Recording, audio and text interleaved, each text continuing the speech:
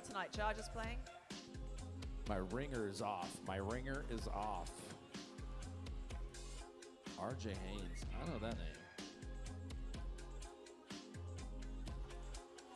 Tell me, you ready? All right, we're ready to go. Welcome to Halftime Hacks, everybody. Give me some music, Ramses. Jesus Christ. Great start, Ramses. You're fired. You're fired. Pack your shit. Get out of here, Ramses. All right, one more time. What the hell is going on? Jim will give us some music. We'll just edit all this out in post. Oh, create a real upbeat song, Ramses. Anyway, welcome to Halftime Hacks, everybody. Woo! Woo! Oh, thousands of people once again for our 4th edition of Halftime Hacks, where we talk about the NFL game that just kicked off 7 seconds ago. If you're linking up your TV, we talk about comedy and comedians and comedy clubs and everything comedy. And we also talk about, we do like a Kill Tony style open mic where we give some constructive criticism and also pass people and give them guest sets from here. But we have a newcomer today. Let's introduce Kimball's Hume, everybody. Kimball's. Hey, how you doing? Thanks for having me. She is here for the first time. Jim Gallagher has been here. And we also have Jim Gallagher back. Jim Gallagher, everybody. Oh, yeah. I'm the old news. You were here the first time we did was. this for a whopping 2 people were here? Yeah. 3 people? Yeah, that's right. So we're up to 400, 500 people here. It's pretty amazing. So welcome back. I did ask Kimball's because I told her it was sports related. I said, hey, are you free at 4:45? And what do you know about sport? Do you know anything about sports? And I was waiting for like a no, but I'll have fun, or like whatever. I know you're a positive person. I'm like, I would have you anyway. But you're like, no, I know a little bit about sports. I'm like, hell yeah. Yeah, you did say, what do you know about sports? I know a lot. But then specifically I showed up and it was NFL and I was like, NFL, not fucking lots. Is what I don't know. Is what I don't know about NFL. But that's fine. If it was soccer, I mean, if it was football, There you football. go. Sure. NFL. Are you a huge Rugby fan? for pussies, I So think, where are is you the- from? Tell everyone where you're from. From London, from England, yeah. So big football fan. F-U-T-B-O-L. Big soccer fan, yeah. I had season tickets to the Dons, which were an old school fan. They're not even a team that exists anymore. They The Dons? divested. Yeah, Wow. Wimbledon. Literally, Wimbledon had a big soccer team. I had season tickets for 6 years. I got to see David Beckham. That goal that David Beckham scored from the halfway mark. I was there. I saw it in all its glory. I'm It's shaking my epic. head yes, but I'm like, I have no fucking idea what you're It talking was about. epic. My dad said some really mean things when I was in 1st grade. I said, Dad, I would like to play soccer with my friends from Catholic school. And he said, soccer is for commies, pussies, and another word that I can't say anymore. It's one of those Wow. words you're not allowed to say. It's not the N word, but it was another word you're not supposed to say anymore. And I was Wow. like, I don't know what those things are, Dad. I'm in 2nd grade, so I was not allowed to play soccer, watch soccer. He was a football coach. He was a college football coach for 30 years, Yeah. high school coach. So I think my soccer's- rugby friends would say the same about the NFL, basically. Really? Because they don't wear pads. They're like the toughest Sure. guys in the world, Oh, right? yeah. They're badass. Yeah. Yeah. They're gnarly. I've had my Instagram feed is full of female rugby players just crushing each other. It is very exciting. I send that to my family, little chat, and show the kids. I'm like, you guys watch out for these. You know, my daughter plays softball, so I'm like, you could probably play rugby, right? Sure. Yeah. Yeah, no joke. I played lacrosse growing up. And Really? I kept getting to the point where I was like playing for my county at 16 and then 18 and then age 19. These chicks just turned into absolute Amazonian. I stayed like this and they just grew bigger and bigger Yeah. and my lacrosse days were over. It was Done. bananas. You must have been fast, though. You're fast. Yeah. Yeah. Just ran from yeah. the big I girls. just signed all the up for my first Ironman. Iron Man. Half Ironman. Half Ironman. Half Okay, Ironman. okay. All right. You we'll gotta take get it that up. 13.1 sticker on the back of your car. I always thought that was funny. Like you're bragging about the half 13.1. Yeah, No, yeah. the Iron Man big deal, obviously. Yes. But 13.1. That's like I can putting community barely college. drive It's like putting community 13.1 college miles. sticker, like Palomar College on your car, right? You Yeah. don't brag about that. Well, I'm excited. Yeah. Just kidding. No, Iron Man's gnarly. Like I can't even imagine. I Yeah. get tired walking in the parking lot to my car. So when do you do that? How long do you train for? March. It's coming up in March. I'm doing the Oceanside one, so I'm super excited. I got massively into biking. I've done a couple of centuries now. I just did Santa Barbara century this last weekend with my brother. He's gnarly. He like bikes up Mount Fuji and shit. He's cool. Wow. So I'd sign up for triathlon. I can't swim and I can't run. Wait, you so can't swim? Like physically you don't know how to swim? I'm going to swim the half Ironman breaststroke. So you wear like floaties? Wow. You got floaties you can wear or something? I'm fast at breaststroke, but that's what I'm going to do. I You're the only one can't that do comes this off, shit that you come guys. off the bike They don't and you teach take that your, in you England. take your helmet off, put your floaties on, and just jump in the water. Exactly. All right, so I mean, if you can ride a bike, you can ride a bike. And I understand that up a mountain definitely is hardest and sucks. But from what I understand, swimming in the open ocean and swimming in a pool are two completely different things. So if you're barely competent in a pool, I'm very confident at stroking my own breast in a pool. Very Ooh, confident. now we're talking. Now we got a podcast. The breaststroke, now. I got it down. We're going to be fine. We're going to be fine. So you're going to drown in... Where's this at The again? best thing is I get to kick It's not in everyone. Hawaii. Is it in Hawaii? That's where No, the Oceanside. Oceanside. Yeah. Okay. ooh, You got to watch out for a It'll lot be of fine. needles and It'll condoms be floating fine. out. I'm gonna and kill it. dead bodies in Oceanside. Bring it on. I can say that. My kid goes to high school Bring there. it I'm familiar, yeah. Just swim through the trash. That's in the, gnarly. in the That's bay. hardcore. Yeah, I'm excited. Yeah. I'm not. Running was punishment as a child playing football, baseball. If you got in trouble, take a lap. Run. Sure. So running was always a punishment for me growing up. So Yeah. running is not, unless I'm playing basketball or playing a sport. I have a softball game tonight. That's why I'm wearing this stupid jersey. It was always so running anywhere is just like Right. screw this. It's not a positive thing. Yeah, I think it is punishment. I think we're just punishing ourselves for all the shit we did wrong as kids, right? It's just a form of punishment. But it's all worth it for the beer afterwards. That's what it's all about. I don't know if I It's could do it. therapy in its own way. My nipples would probably chafe quite a bit. They do. You armpits. see men with bleeding nipples. Oh, Yeah, jeez. it's rough. wow. It's rough. That was my punk rock band, Men with Bleeding Nipples. That was the name of it back in high school. You were a drummer? RJ? No? It's pretty funny. Shut your mouth, RJ. I'm just messing with him. All right, so back to sports.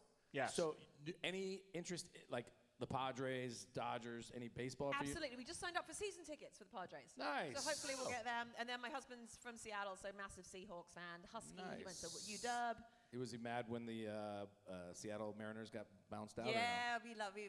Yeah, that was Yeah. that was. I was rough. rooting for them too because they'd never been to the World Series. Yeah, Right? would Yeah. have been huge. And refresher, Jim, Eagles fan. Yeah. I'm a Philadelphia sports fan, so actually seeing Toronto back in the World Series just gave me flashbacks of Joe Carter in '93 Yeah. sending the Hitting Eagles the home home with the run. walk-off Yeah. home run. Yeah, yeah.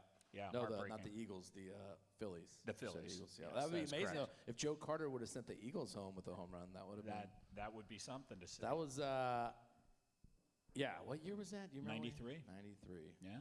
Yeah. And Lenny Dykstra and those guys. Oh yeah. Lenny Dykstra used to be on Howard Stern like maybe 18 years ago. He's a crazy person. He is he lives life loud. Yeah, he's definitely got CTE and some other issues going on. where Yeah, he I says some don't know crazy stuff. exactly what's going on with him, but Yeah, he's nuts. yeah, troubled. So refresher, Jim, how long you been doing stand up again? About 7 years. 7 years. And Kimball's, how long you been doing stand up? About 5.5. 5.5. That's Yeah. pretty short. I thought you guys did it longer. You're both Yeah, pretty green. regulars at all the clubs around here, regulars here. Can I ask your opinion yeah. as two professional comedians that I respect? I am not a professional comedian anymore, but go ahead. How do we count the COVID years? Because when someone says, how long have you been a comic, I always double clutch because I'm not sure how I would to count count. 'em. You were doing shows then, right? You did my club on the Well, patio. yeah, but for 18 months or 12 months, we weren't really doing you count it. Yeah. You count it? Count it, yeah. Okay. Yeah, I count it. I was hustling during that time, doing all those weird beach mics and Yeah. all this shit like that. I think I got better in that short amount of time Yeah. than I did in half the rest And of the thank time. God for that, by the way, right? You want to be home with your kids all the time? Yeah. Like, Hell getting out. yeah. I told this on the last pod, or the previous one, the only silver lining to opening a comedy club, 5 months before COVID or 4 months before COVID, was having that patio space. And then having LA shut down. So, Ian Bagg, some people I knew, then referred Neil Brennan. I saw Taylor Tomlinson in your side Taylor, yard. yeah, I mean, Taylor. I'd known her rad. forever, though. She'd done the previous places. She'd Yeah. done bar shows around here in Escondido, my Mike's Barbecue show, stuff like that. But like Neil Brennan, I got drunk one night in Arizona at my kid's tournament, because Arizona was still open, so we were playing tournaments every weekend. And I was like, who are some of my and I got on Instagram and started messaging all my favorite comedians just to see if they reply. And I woke up hungover the next day, and I'm like, why has Neil Brennan replied to me? And he's like, what date? Let's do this. Because they were locked up in LA. Nothing was Yeah. open.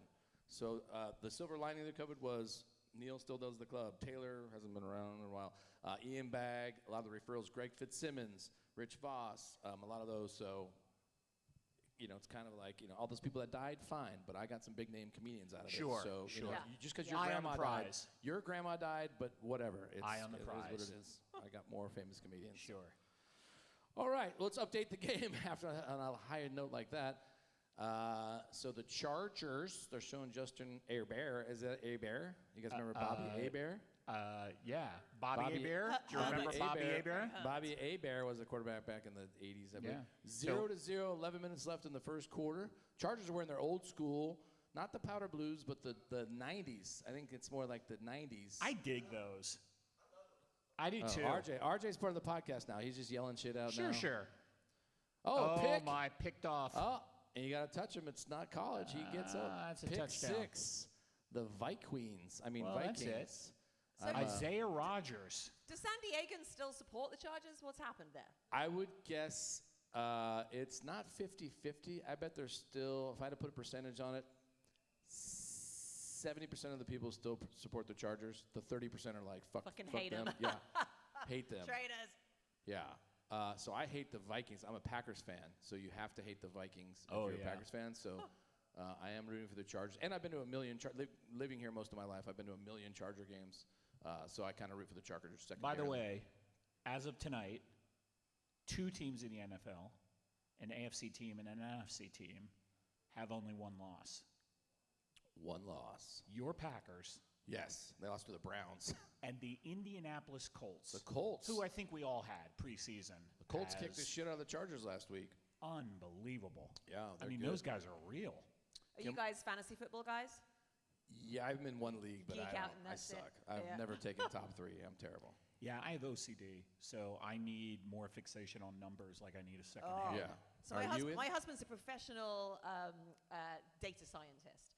So he doesn't know much about NFL, but he loves like math and numbers. So we are currently on target to win about $5 grand. No way. If everything's going well, and I'm very excited about Wait. this. So does I'm he gonna like start the pimping football him out. aspect, or does he just go like, boop, boop, boop, boop, and do No, all he's those things? super into the stats and he's moving everything around. He's super geeky, super smart. I need to hire him next year because I've never been top 3 in 20 years of Oh doing my this. God. Kidding me. I'm terrible. I have no interest. My son's in our league now, and he's like, accept my trade. He's literally bullying me to accept his trade. Yeah. I'm like, fuck you. I'm not going to say fuck you, but I'm like, Great. you're not the boss of me. I'm your dad. I'm not Sure. going to look at your trade. He's trying to like offer trades in this league with whatever. So I'm not that into it because I'm terrible at it, and I don't have the time to really do it. No, You know- he'll like model it, an Excel spreadsheet it, and based on the weather and all the different variables, tie it into it. It's rad. I need to hire him. Is your husband on elimination pools? Do you know what those are? Nope. Okay. So I actually prefer those. He's Adam, on my have you- elimination pool right now. But I see. Adam, do you do any of that? The elimination pool stuff? No, like the death pool, like the. Yeah, right. I The did single- one a long time ago. There was one I got in that was like $150 or something a person, like 10 years ago. It was a big one, and the payout the year before was $73,000 because that's how many people get into it. Oh, Wow. so the money goes up because people get it. Correct. Okay, that makes sense. So you Yeah, all yeah, enter, and then each week you pick one team that just has to win. That's And then all when they it have to got do. down to 10% of people left, they could vote via email if they wanted to split it or go to another Right. week. Because every week there's a big upset, like the Browns beating the Packers or whatever, and then people fall out. And then I got an email from the guy. I'd never been in this thing because it grew so big. The cops found out about it, and they warned him, hey, send all this money back to everyone in this thing or we're going to come after you or whatever. So he had to mail everyone their money back and shut it down, I guess. So that was the last time I was in any of that. But $73,000 was the prize for the thing. Yeah, it's amazing. All right, let's more questions, or should we do? Maybe we just get to the Kill Tony portion. Get somebody up here, maybe. Let's do it. I like it. I have more questions for you guys about comedy, best gig, worst gig, stuff like that. But we'll wait on that. So let's do this. Let's go into here, Ramses. By the way, clap it up for my associate producer, Ramses Garcia. He screwed up the intro. He's probably going to be replaced next week. He actually went on. He did well. He did the open mic portion last week and did well. I love Ramses' jokes, although I have heard them for 6 years. So it's, no, a couple new ones in there. All right. First off, coming to the stage, we're going to steal this mic stand. On deck, actually, I should read on deck. On deck is going to be Chris K. But coming to the stage right now is a guy I know from working, where at Madhouse? Somewhere I know from working. Give it up for R.J. Haynes, everybody. R.J. Haynes.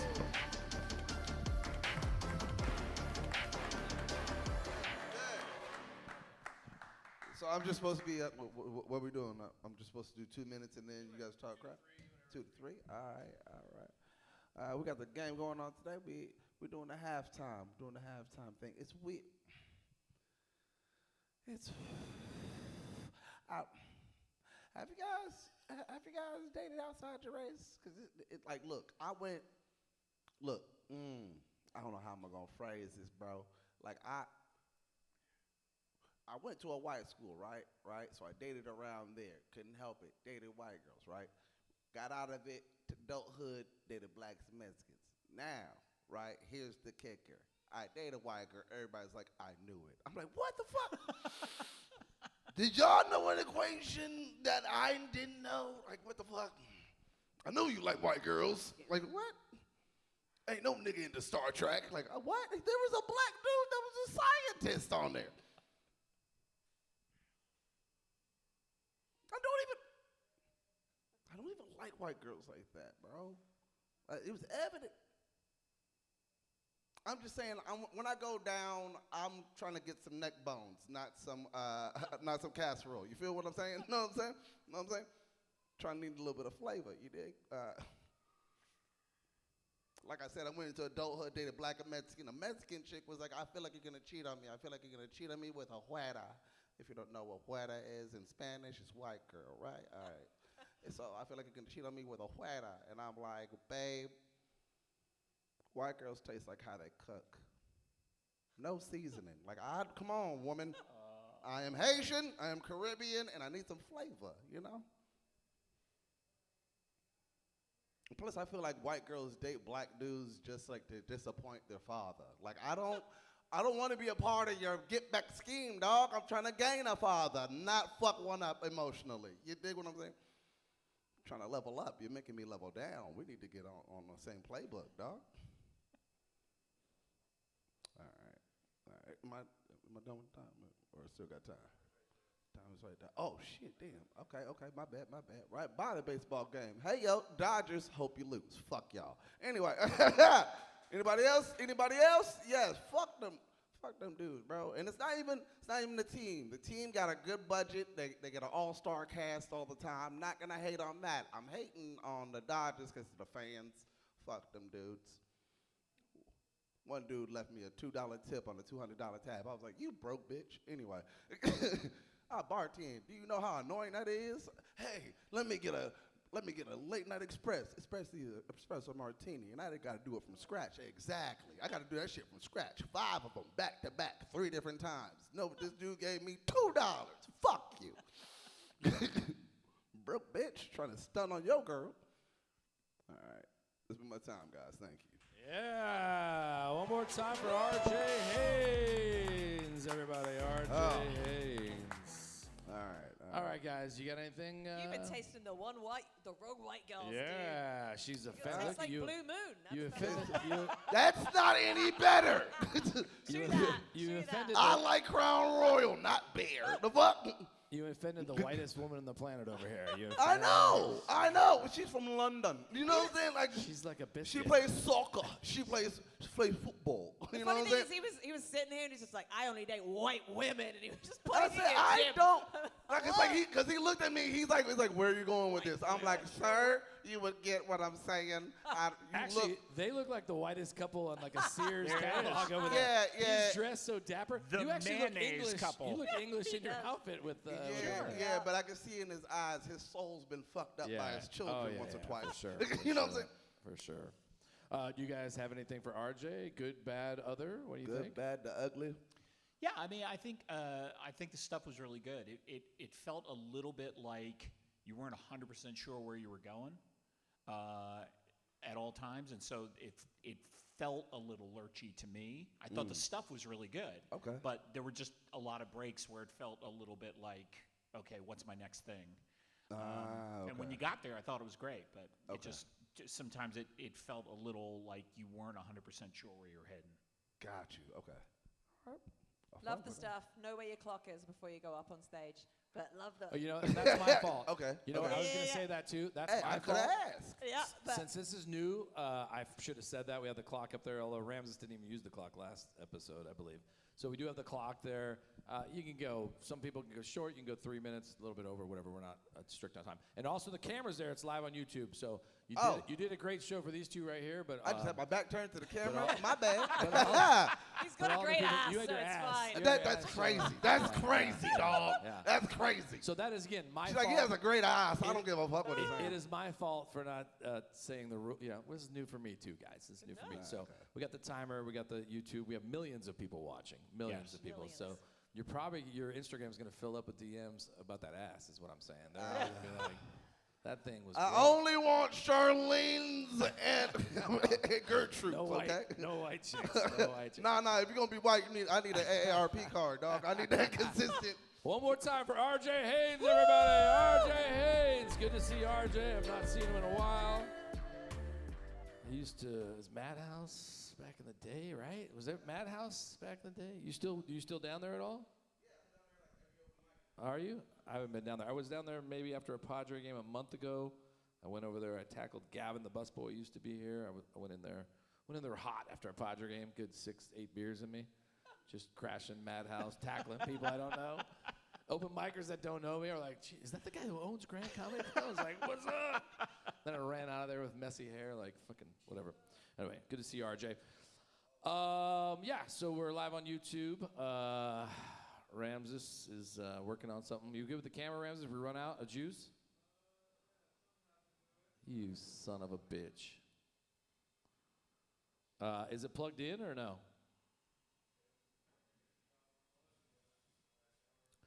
By the way, let me know when stuff like that happens so I don't like bring up Chris when it's not even recording, you know what I'm saying? Chris is like, that was my best set ever. I'm so glad everyone saw it. That's the like, set that's going to make me. Take two, do it again, please. Chris is like, son of a bitch. Let me know when you're ready, Ramses. So, I mean, it's going so smooth, I don't know how we get screwed up any worse. Still absolutely We're back. nothing happened in All the right, game. we're back. No, We can always run the plug. Plug it in. I bought one of those. It is plugged in? All right.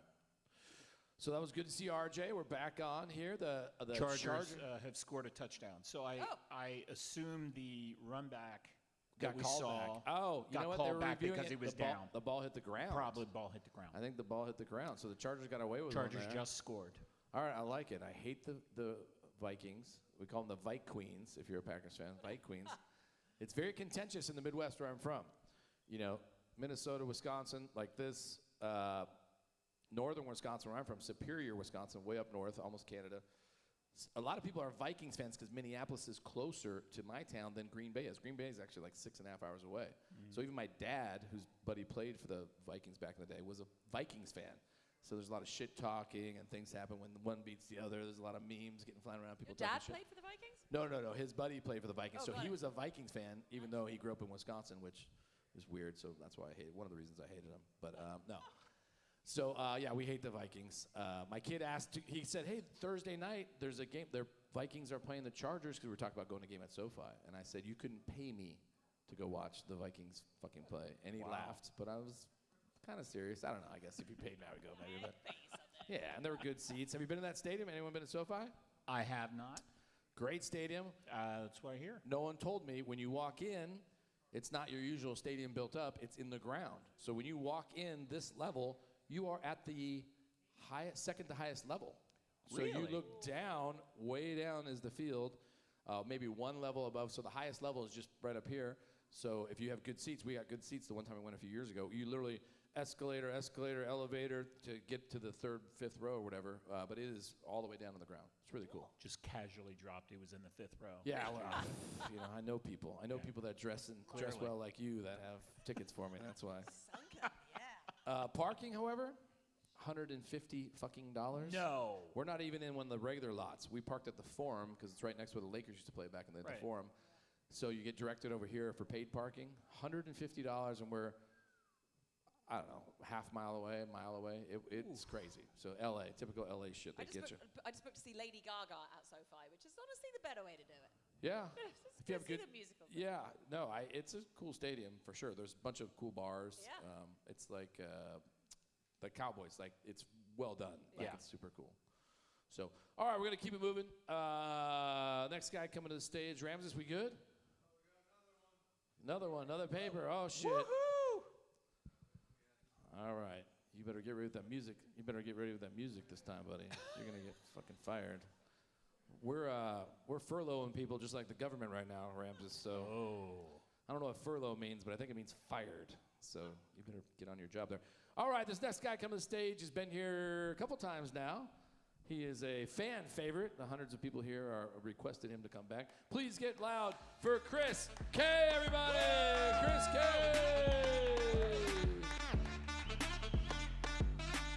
Thanks. Hey, Ramses, can you start playing the end to the theme song from Sanford and Son?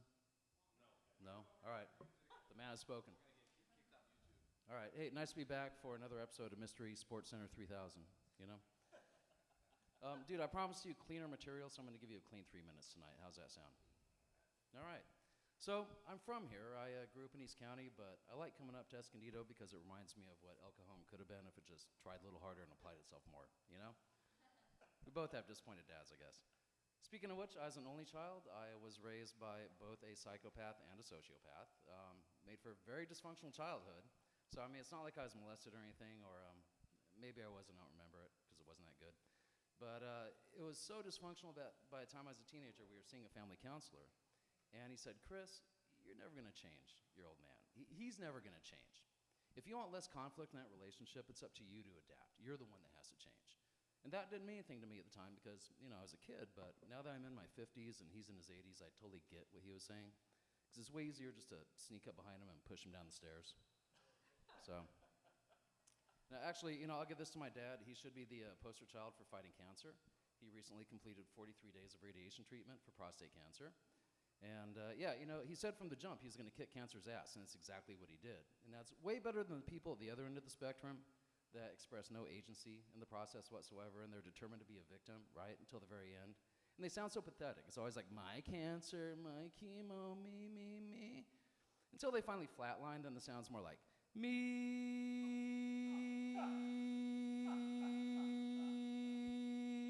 Sorry, I had about 10 seconds. I had to fill. On my mom's side, we actually go back to the Spanish settlement of California over 250 years ago. And I grew up hearing about this, and it filled me with a lot of pride. But then in history, you learn about the atrocities that were committed by the conquistadors and Jesuits, and you learn that even at a personal level, history can be very complex, right?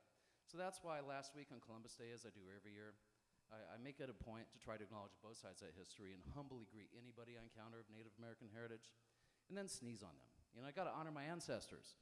So, speaking of Indians, I'm married to one, but the tech support kind, not the casino kind. So I met her while I was living and working in India, where I spent about 6 years of my life. So 6 years, man, that's a long time. And you learn a lot of cool things about a place when you're there for that long. For instance, the goddess Lakshmi has 1,000 names. I mean, that's some crazy shit, right? That's pretty wild, 1,000 names. And then my last trip, I learned one of those was Tiffany with an E, and come on. Fuck that, I haven't been back since. So, she's a vegetarian, but she also has a brown thumb, so I'm pretty sure she just hates plants, you know. We do have our 25th anniversary coming up, and I want to say that, and I want to, you know, give some words of hope out there to any of you that might be looking to find that special someone. If you take your time and you wait till you encounter and come across the right person, then you do everything right. You don't fuck it up. Take your time. Invest your time. You're pretty much guaranteed to be happy about half your life. So, thanks, you guys. I'm going to let it go with that and give the time back to the room. One more time for Chris K, everybody. Chris K. Well done, well done. Thanks, boss. I defer to, how about Kimball's? Kimball's, you got anything, or you want to pass to Jim? Yeah, I think it takes guts to get up and do the cancer jokes up there. I like that. I like Cancer your jokes. Thank you. I think you could commit to it even longer. Just like that's when you can commit to that 20 seconds of awkwardness. Right on. You really bring that. I love that. And I want to hear more about. I like the flip reversal of your, like, my husband's my tech support, right? And I think in most people's relationships, relationships, and I love that your wife is your tech support. I think that could be a really interesting. Actually, by the way, I'm a mathematician. My background is in data science. Oh, really? So, yeah, there you go. quantitative There you process go. management. Stop So I heard pimping that. out I'm and making some money on it. Nerds. Yeah. Sorry, By the was way, that your loud? husband's going to be my fantasy football support next year, just so you know. He'd be on. Well, thank you for that. On Yeah, call. good stuff. It was crazy to me how much ground you covered. I mean, and the transitions I thought were all really nicely done and seamless. Can I get a vote for that? Thank you, Jim. I appreciate that, man. From where you started to where you ended narratively in 3 minutes was an Thank you, sir. incredible distance covered. So congratulations. I appreciate that. It's not Thank easy to do. Thank you. I thought it was good. As a fellow fast talker, especially when I'm nervous, some of your setups, you go really fast through your setups. So I would be slow down just a little bit and more clear. That way everyone can understand the setups. Because I am usually a fast talker. Still trying to find the right strain of weed to smoke before I go. Yeah, on, yeah. so. No, but That you was a talk sativa fast. I would just tonight. say a little bit slower and a little more clear. That way, because people won't laugh. They don't get the setup. They won't laugh. But Fair. as you were doing it, Thank I was like, that's the way I talk. My wife's always like, you talk too fast. I'm like, I'm on meth. I mean, what else? What am I supposed to do? So the Columbus Day joke was the one that you kind of spit through the intro. But I thought it was good, dude. It's always Thanks, boss. pretty good. Yeah, that's all I have. Anybody else? Anything else? No? Yeah. All right, give it up one more time for Chris K, everybody. Returning Chris K. Thank you, sir. Don't fall. Oh, that's it. That's it. You're out of here. It was good. It turned bad. So, no, you're good. You're good. Orny Adams broke like three mic stands. Wow. That's got to be some kind of record. We thought right? it was part of his by the end of the weekend, we're like, this is part of his act because he was like banging on the crowd. And I was like, Ramses, get a new. Thanks, buddy. Good job. You owe me a mic. That's $37 for that clip. Yeah, anyway, it was like Orny's. Oh, by the way, Orny filmed his 1 hour special, his fourth 1 hour special this past Saturday night. Oh, wow. In Hollywood at the El Portal, whatever it's called. So he was here the weekend before running all four shows, ran the whole, he did 75 minutes each show. Wow. And then, so that's kind of our thing now too, is Neil Brennan, Pete Lee, before they run their hours for Showtime, Netflix, etc. They run their hours here like the week or weekend before, which is great because we're close to LA. Yeah. And then we get to see it see how the sausage is made, which is awesome. So you also do a great job of getting not only big crowds, but people who actually want to be here. So I would think if you're about to do a special, you get a really true read of what's working versus what isn't working, or what could be tuned up, because the people actually want to be here. It's funny. And they're great crowds. Comedians that do LA a lot, when they come here, they're like, your crowds are so great. Because I think LA crowds are so shitty. They're just like on their phones and they don't care. And they're like, unless you're famous, or they don't give you any respect, I think. So a lot of the comedians are like, man, your crowds are just so good. I'm like, there's never been a comedy club in North County. We're the first and only one. People are stoked to be here. They don't have to drive south to the other places. So, yeah, I think people are, especially fans of comedy, are stoked that we're here. At what point do you get bored, though? I've seen, in the last 2 months, I've seen Dimitri Martin and John Mulaney. They both did like nearly 90 minutes. That's too much. I think so, too. At that point, I love it, guys. Like, you're giving it to us. I was like, God, I just want to go home. One of them was out the doors at the Rady Shell, freezing my ass. I was like, just shut up. Just shut up, John Mulaney. I want to go home. So there's one comedian that does here once a year that he's like, I do 90 minutes, so I don't even need that whole host feature. And I'm like, hey, man, as I've told you for 10 years, we do a regular show here. Like, even if the host does 5 and the feature does 10, we're going to do a traditional, because no one wants to see any. I don't care if you're fucking, name your most famous. If you're Richard Pryor, okay, fine, Richard Pryor, because he would be dead, and then you bring it back, whatever. George Carlin. No one wants to see it. 90 minutes of, Yeah, I don't think people who are not in the industry, because, if you're a fan of Mulaney, as I am, the idea of, oh, well, more is more. I'll watch that guy read the phone book. Well, actually, you wouldn't, because he'll kill you for as long as you'll let him kill you, because he's a very talented dude. But it doesn't really matter how funny he is. It's like after 70 minutes, 60 minutes. You want to piss? Yeah, well, you need to move. It's like a song, right? Like you got to piss. Yep. You're tired. You had a couple beers. It hits you at the right time here. Whatever. You want to go out on top. It's the George Costanza. You want to go out on top. Leave him want more. You want to leave him want more. The George Costanza rule. You go out on top. You're like, hey, hit him with it, and then you get the hell out of there. You go too long, people complain. The 90 shows, when I started comedy like 15 years ago, what the fuck is that? Is that a ringer? in the mall. Oh, I left is it? my Oh, is kids that in one of the those little car, scooter but- things? Yeah. I drove one of those around before we opened and did a promo video and sent it to my old marketing guy. And I was like, this is funny. He's like, no, it's not. So he didn't post it on there. So 90 minutes. I don't know about you because you produce shows. Yeah. Are you doing 90, 80, 85? Because traditionally when I started 14 years ago, whatever, putting on bar shows, 90-minute show. You want to do this, that, whatever. So I've kind of followed that rule here in the last 3-4 years. People are saying, oh, it's more like 80, 85. And I don't want to run late, especially the early show. Late show, headliners know they can go at it a little bit and mess around. Do you usually stick to what rule when you produce a show? The show I produce now is outdoors, so I've actually pulled it back, and I try and do max 80 minutes, if possible 75. Because I think outdoors, especially, whether it's too hot, too cold, too windy, it's too something, right? Rarely are you sitting there too hard, sitting on concrete seats. So I think when you can just pull it back, and also for outdoor shows, because you're dealing with like other shit going on, I always try and make them showcase style. And even nowadays, even with like TV show movies, people go, that movie was 2.5 hours. Yeah. Everyone's got a little ADD, even though I'm older. You know, I'm not like a TikTok guy yet. I have friends my age that are like, I'm addicted to TikTok every day. And I'm like, really? So everyone's a little bit ADD. Everyone's a little bit with that quick. So I think just naturally, people are like, all right, let's go. Get this guy on. I think on show lengths, too, another consideration is the inside-outside, obviously, but also if you're doing a bar show versus a club show, right? Because I think you're just on a shorter leash if you're in a bar. Yeah. It doesn't matter if you got the world's funniest comedians. If you've signed up to come to a club, you're a little more of a sophisticated comedy viewer, maybe. Maybe you can get away with a little bit longer. But in a club show, honestly, much more than an hour, and you're asking for trouble. Well, Jim and I were just chatting. I got back from doing some shows in the UK this summer. They were like 2.5 hours long with 2 intervals, which is so unusual. Wait, but it's there's how the 2 club breaks? how the club makes more money. 2 breaks. Not one into. They had 45 minutes of comedians, 15 minutes to go get to the bar, 45, 15 minutes at the bar, close with It's a 45. full night. So Yeah. they don't do 2 shows. So they don't do 2 shows. They did do 2 shows on the Friday It's like and Saturday. early. Good late Yeah, night. yeah. It was like a 7 and a 10. I went to a show in Ireland 13 years ago, and I think they had 1 intermission. Yeah.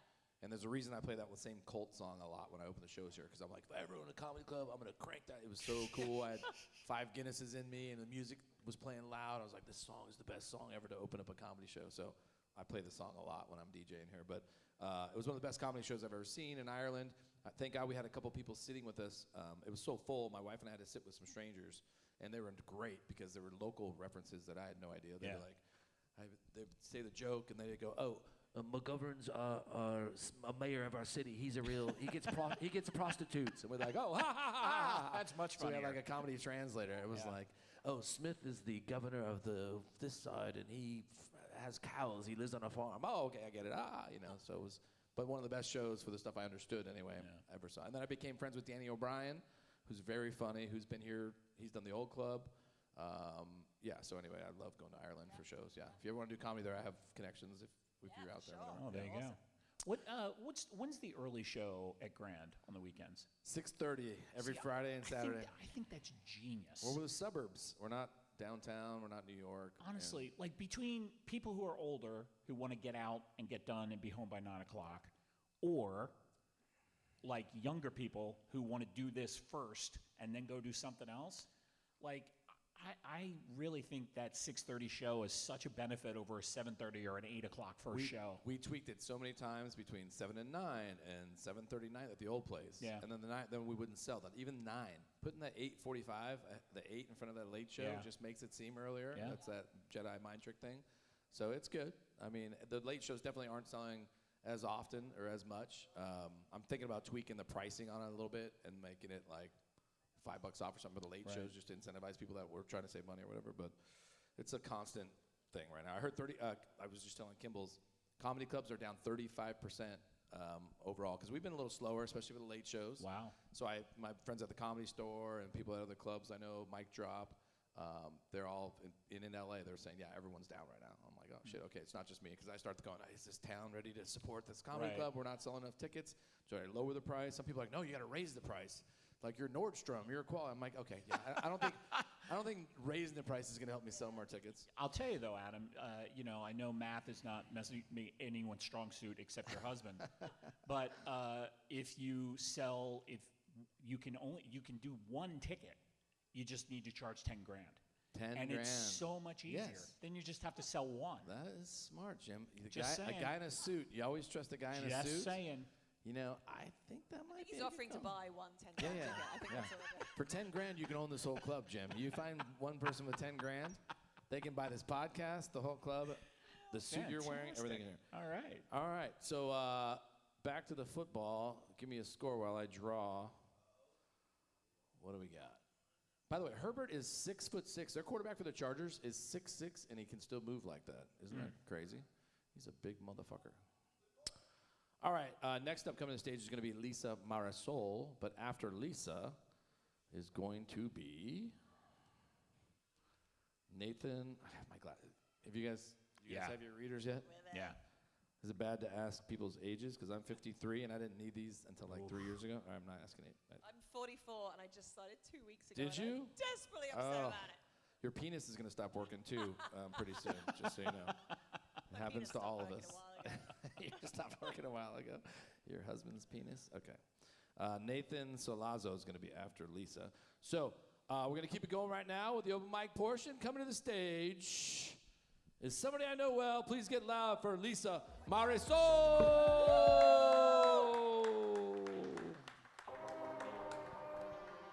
Hola, me llamo Lisa Marisol. Is there any Spanish speakers in here? In this big crowd? Nice, because that is all the Spanish that I speak. So I know I'm a terrible Mexican. I'm a proud one, but a terrible one. I live in a pretty affluent community, and I know this because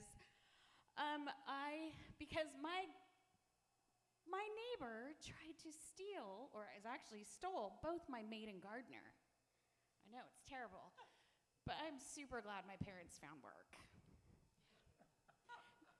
Now you think that I'm just kidding, but really this is a true story. Yeah.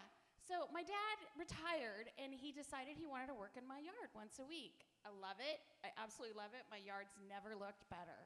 However, I was out there the other day, mowing the lawn, and my neighbor runs up to him, Senor! Quanto do you chargo? Oh, he was pissed. So he decided to charge her some outrageous amount. Now he's the gardener for my entire neighborhood. He's making more money now than he ever has. I can't even afford him anymore. So Halloween's coming up. Everybody ready for Halloween? Woohoo! So my mom, I didn't grow up with a lot of money, so my mom really made us like not what we wanted to be for Halloween, but what was in the house. My mom's go-to costume for us throughout my entire childhood was a hobo. Yeah. It was really just my regular clothes, but she'd take me out back and just start pelting me with dirt clods so I looked authentic. One year she had charcoal. She'd put charcoal on for a beard, black. She went too high one year. I went trick-or-treating in full blackface. Yeah. I can't be an elected official anymore. She ruined that for me. So we'd go meet up with me and like 10 of my cousins, and we'd run around the streets while my mom and her sisters drank wine out of paper bags. Our collective costume was a homeless encampment. So I will leave you with this. I was really excited about Bad Bunny playing for the Super Bowl, right? We love him. But I gotta say, I really wanted Taylor Swift to do it. I'm a Swiftie at 50. Anyone else a Swiftie in here? Yeah. It was gonna be great. It was gonna be a stadium full of like teenagers and 45-year-old men. It was gonna be a predator's paradise. I'm Lisa Marisol. Have a good evening. One more time for Lisa Marisol, everybody. Marisol. Very well done, Lisa. Very well done. I have to say this first. We went to high school together. Lisa and I went to high school. Oh. We graduated in 1999, everybody. 1999. We're both 26 years old. Wait, how old are we? 99? I don't know. So you guys go first. Actually, you guys go first. Anything you have? Yeah, I loved it. I think it's great talking about your dad. I think you can lean in even more. I wanted to hear about your dad being hired, like exaggerate, right? I want to be, now my dad's a pool boy down the road or whatever, talking about that. And then the next joke was about your family. Try and do a callback. Try and bring in, you talked about your mom, I think, in the next joke. Try and do a callback again into how it was. But I love the self-depreciation when you got up there. Hola, that's all the Spanish I've got. That's so good. Right. So, yeah, love it. Yeah, I thought that open was fantastic because I think what it accomplished in about 10 words was, okay, the assumptions you've made about who I am are wrong. So you better lean in because I'm about to tell you some stories that you're not gonna expect from me. And I just thought it was incredibly effective, and it was a great joke. So if you can accomplish those twofers in the first 3 lines, it's a pretty effective open.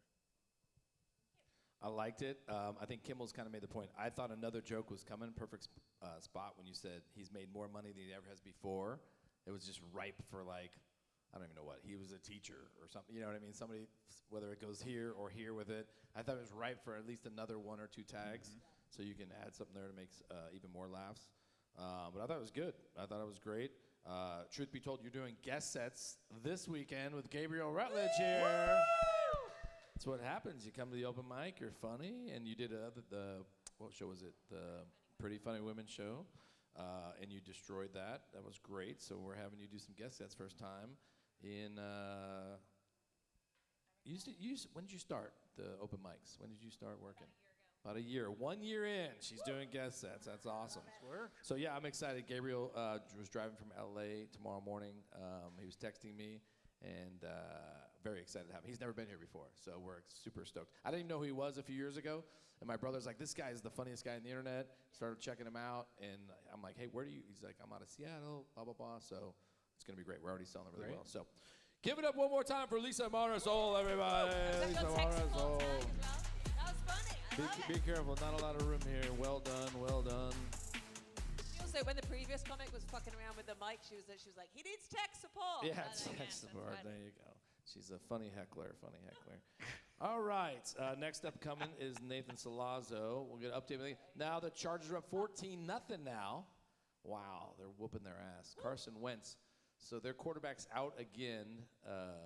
The Vikings quarterback got hurt, last week or the week before? No, he's been out for like 3 weeks now, J.J. McCarthy. And Carson Wentz has been recycled through the NFL, like, on many teams. I think he's on his Eagles, 5th team. Yeah, Eagles. Yeah, it's really, it's a remarkable story because in 2017, the year the Eagles won the Super Bowl for the first time, Carson Wentz was playing lights out. I mean, he was the MVP of the league.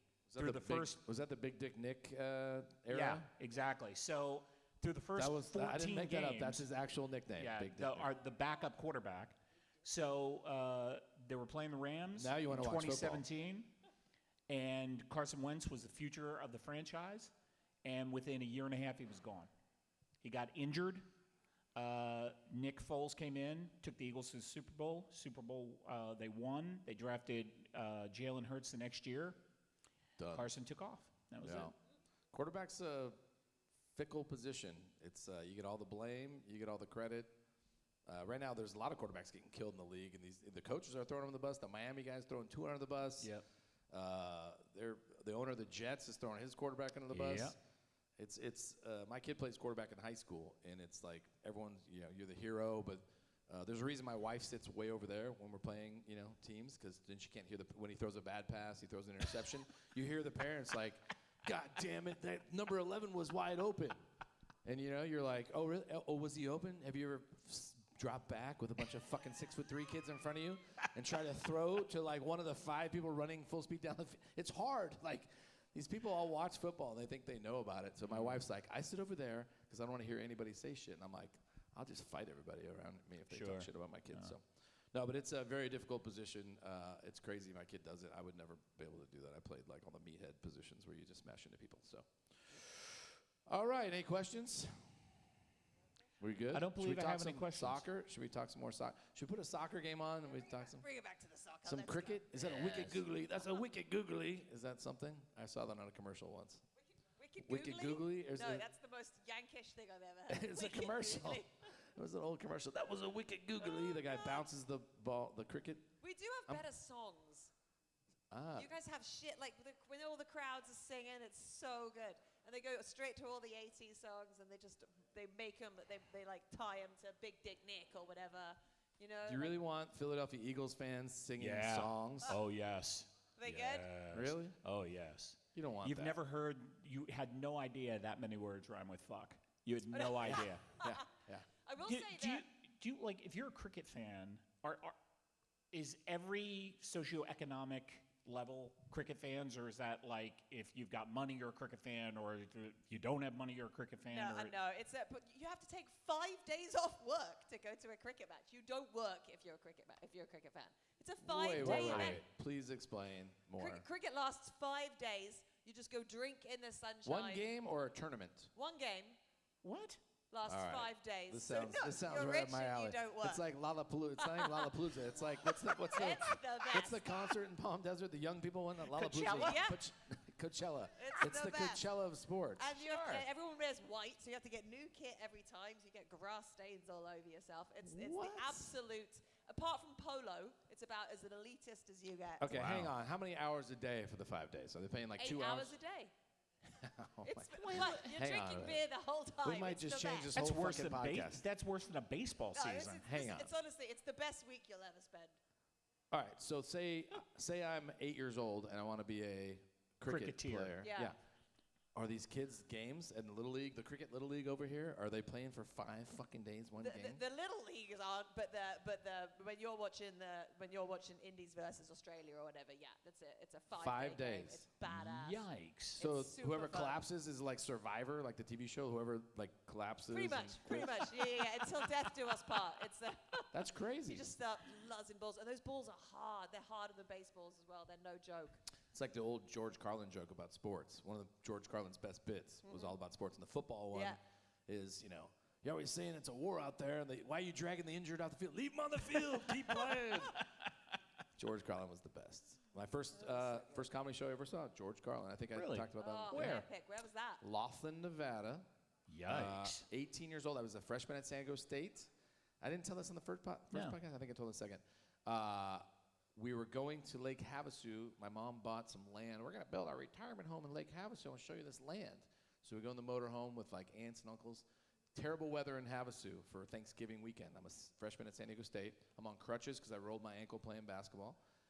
The weather's bad, so we got to go to Laughlin. Stay in a hotel there. We'll have Thanksgiving buffet there or whatever, right? Pull in. I look through the motorhome windshield. I'm like, George Carlin. I love George Carlin. I'm 18 years old. My mom goes, you like comedy? I go, yeah, I love comedy. She goes, oh my gosh, I like George Carlin. You want to go? And I go, yeah. There was like 3 shows. There was like a matinee. We go to the Riverside, one of the ones that's still open, Riverside Casino Resort. I'm on crutches. And I go, do you have any tickets? They go, yeah, we got a few left. Oh, you're on crutches. We'll give you a handicap, front row. Wow. I'm 18 years old, crutches, front row with my mom, and he's doing dirty jokes, which I was like, he's talking about some dirty shit. And I'm with my mom. I'm like, ugh. But also, like, can I get you something to drink? And I'd already been going to San Diego State for a few months, so I was like, Heineken? Looked at my mom, and she's like, I was like, oh, fuck, now I'm crushing Heinekens, watching George Carlin front row. Now you know why I own a comedy club fucking 50 years later. Pretty great. It was a very good intro to comedy. So how would your life have turned out if Cirque du Soleil was there that weekend? You think? I don't know. I could have been a juggler, I guess. I'm wondering. A ball juggler? Speaking of ball jugglers, there's my manager, Sally, speaking of ball jugglers. Okay. I heard you know talking shit what? when you walked by. He was How talking dare shit. you. You're doing the podcast next week, by the way. I'm not going to be here. You're running it. Solly's going to do the open mic. One of the reasons I hired him, I met him shortly before we opened. Well, whatever. He's short, so shortly before we opened. And we talked about a bunch of things, but comedy, he's been writing for a while and always wanted to do it, and he never had done it, And so I'm trying to get him one of these days. Like, you've seen how. All right, there's a good question. So I don't know that anyone has ever done a show. I'm sure this happens to you after every show. Somebody in the crowd comes up and goes, well, I do some writing. Yeah. Or I've always Or wanted everyone, to. no, it's everyone says I should be a stand-up Yeah, comedian. I should be, yeah. So what what do you tell them to do? You happen to own a club. I got a text message from a guy 10 days ago that somebody else, a band we had play here, who Lisa knows, my good friend from high school, his drummer, gave my fucking cell phone number to some guy because he thought he was funny at a bar. I should read you guys, I should read the text. That's awkward. Some guy's that, like, hey that man, was me. I heard you need me. I'm the best. I'm the funniest. That was me. No, you don't even know. It would turn into like, who is this? What do you want? I'm busy. I have a regular job besides this. So I'm like busy and I'm nice to people unless they're dicks or blown. I'm like, email me. Is the phone ringing? So it turns out that the guy from the band that we went to high school with gave my number because he was probably all drugged out at a bar. And it's like, this guy's hilarious. And the guy had never done stand-up before. Oof. He was some like young. And he's like, the guy's like, you're going to regret this. This is like winning the lottery and not even knowing it and all this shit to me. And I'm like, this fucking guy. I said, Google how to be a comedian. And I sent that to him. So here's the best part. I said, who is it that said this? And then I figured he says the guy's name or his nickname. So then I got that guy's name. So I said, hey, are you giving out my fucking number to random people and telling them they can go on stage at a comedy club? He goes, oh, it's a funny young guy. Oh, I'm sorry, whatever. He's cool, but whatever. And then that guy took a screenshot of him texting with them directly. And then he goes, he told me to Google how to be a comedian. And then the drummer guy said, yeah, I told you he's a douche. About me. Which, if you fucking text me about, like, put me on your stage, I'm like, have you ever, I wanted to say, hey, I'm not a drummer, but I bought drums today. Sure. Can I play at the Belly Up? I have a stick. I want to play at the Belly Up. Is that cool? Can I go up? Fuck you, man. Like, I have Neil Brennan on the stage. I have Ian Bagg here in 4 weeks. The dude's like, I'm really funny, though. And I'm Sharing the screenshot, that is. Sure. Oh, and then I sent it to, and then, you know me, I cut and paste, send it to that dude. I'm all, oh, really? I go, thanks, man. You're no dead reply. to me. I'm like, yeah. I wasn't friends with the guy. He was an asshole. He was a douche, actually, to be honest. Oh, well, there you go. But like, now, yeah. So what do you tell people when they ask you that? Well, they come up, they tell you. They come up after the show. Oh, Everybody says God. I'm hilarious. I should be a comic. So I say, that's absolutely, we'd love to have you submit your information to my intern. Oh, very good. That is nice of Grab our you. intern. I'm like, oh my God. Oh, kill him with kindness. That is every funny time. because then but then they send it to you probably, or you don't have an I intern. don't know. Or I you don't have an fake, intern. You have a fake email. Here it is. Intern at Kimball's.com. Sure. It's the old school. All women know it. It's the old school. Give a man a fake phone number. It's easier than saying no. It's just the equivalent. I squash it. I'm just like, oh, have you done open mics then? Oh, no. Oh, well, there's Facebook is great to look at all the open mics. Go do those. Yeah. And then once you bomb multiple times, if you have the balls to go back and do it, then you're fine. Yeah. But most people will not do it again if they eat a dick. We're crazy people because we've all eaten dicks. That came across. We've all done really bad on stage. Yeah. You're Better. like, wait a minute, what is this? Wait, I'm doing it wrong. Yeah. All right, let's keep it moving on. The eating dicks. After eating dicks, next person coming to the stage, doing 3 minutes. The camera's over there with millions of people watching. We're all gonna get paid huge off this.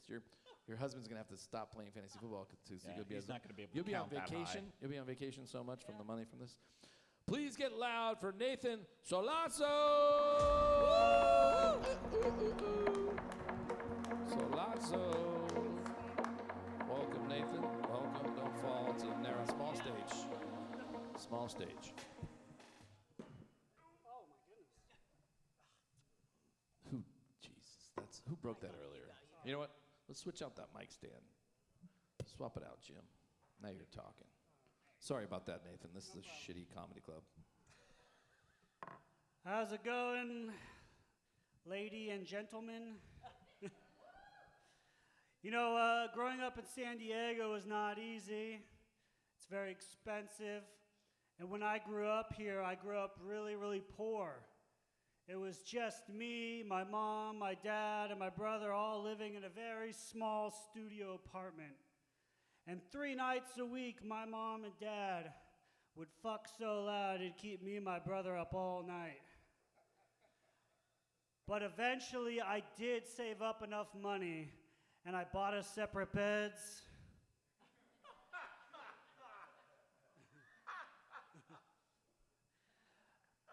My parents and I are close. I wanted to know how close, so I found our family history. on a website called Ancestry.com. My girlfriend at the time was disgusted with my family history, so she broke up with me and told me she wanted to go back to being cousins. My parents came up to me the other day and apologized. They said, "Listen, Nathan, we're so sorry we didn't send you to college. We realized if we did, your life would be better than it is." And I said, "Listen, Mom and Dad, even though you waited to apologize until I'm 38, I accept your apology. Now, if we're done talking here, could I please just go back to my room to play video games?" My parents asked me what I'd like to accomplish in life, what I want. I said, "Listen, Mom and Dad, more than anything, I'd love to own a home in 5 years, maybe own a home in 10 years. But you see, my parents are in their 70s, so it really just depends on their health."